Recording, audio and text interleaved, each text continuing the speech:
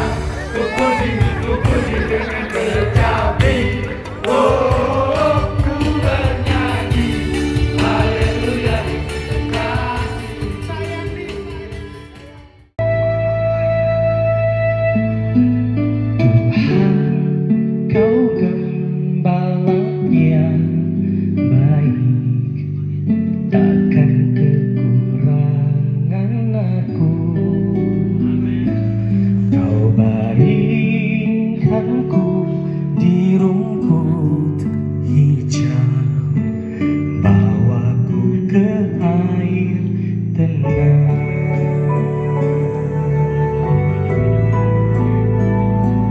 Walau ku dalam lembah kekelaman, hatiku tak takut bahaya, sebab Engkau besertaku, Kau menggandeng tanganku, Engkaulah penghiburku. Kasih karunia-Mu melimpah bagiku, anugerah-Mu kekal selamanya. Ku rindu bersama-Mu, diam di hadirat-Mu, menyembah-Mu selamanya.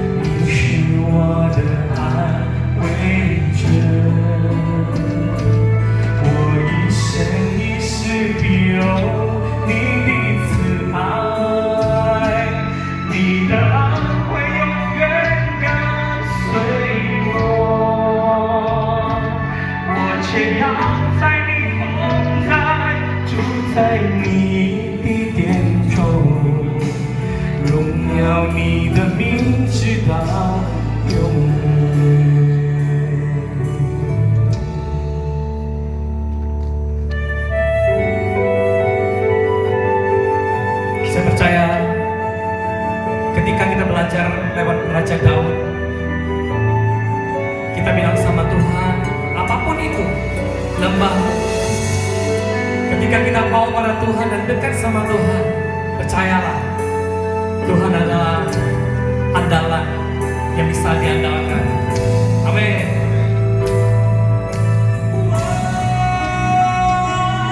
Walau ku dalam lembah kekelaman，我的心间也不怕遭害，因为你与我同在，因为你牵我的手，你是我的安慰者，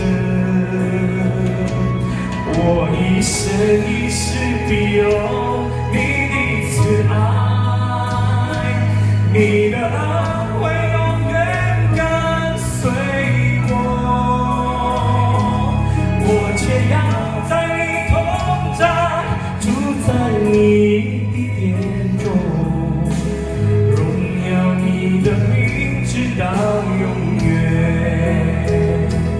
Ku rindu bersamamu, diam di hadiratmu, menyembahmu selamanya. 我且要在你同在，住在你的殿中，荣耀你的名直到永远。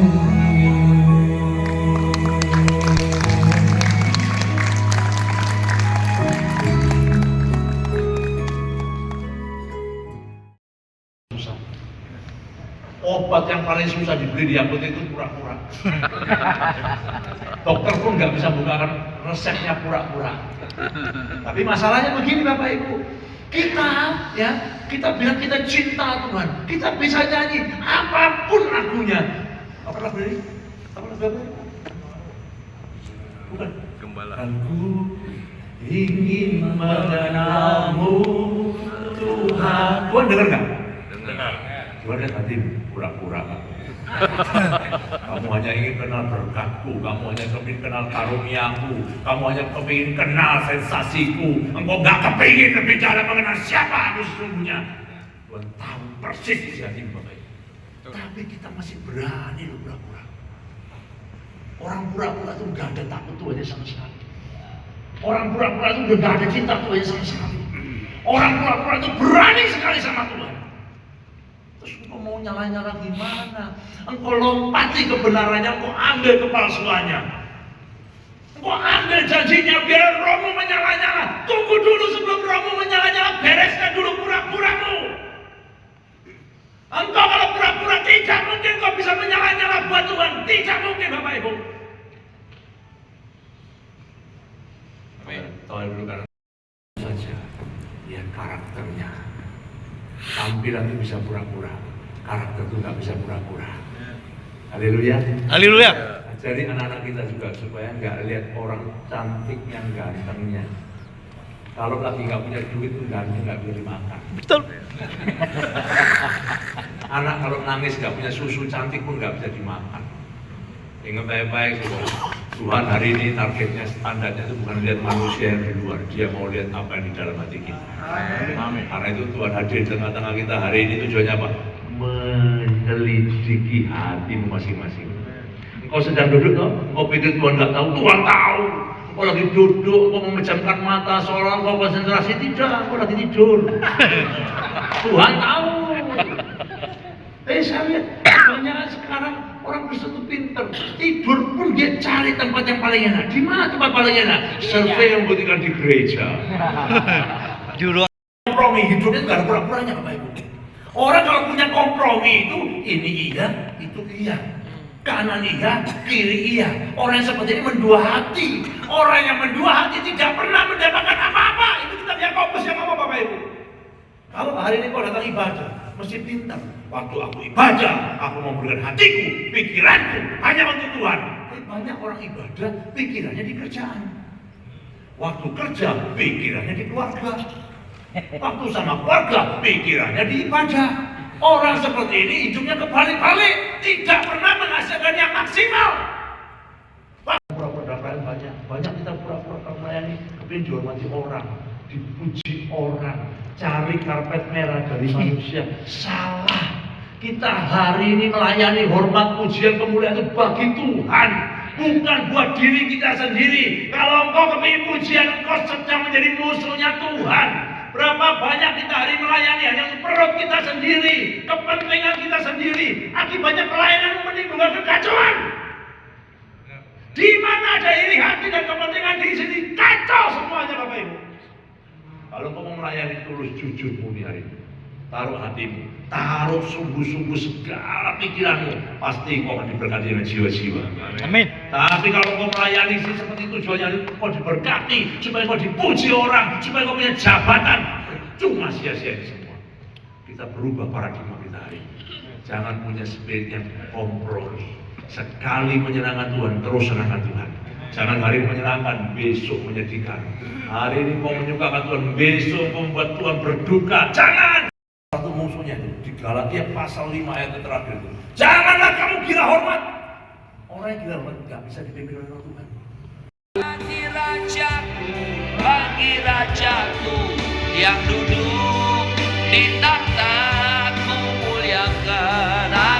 muliakan dan kuagungkan. Kau layak disembah, kau layak disembah, kau layak disembah.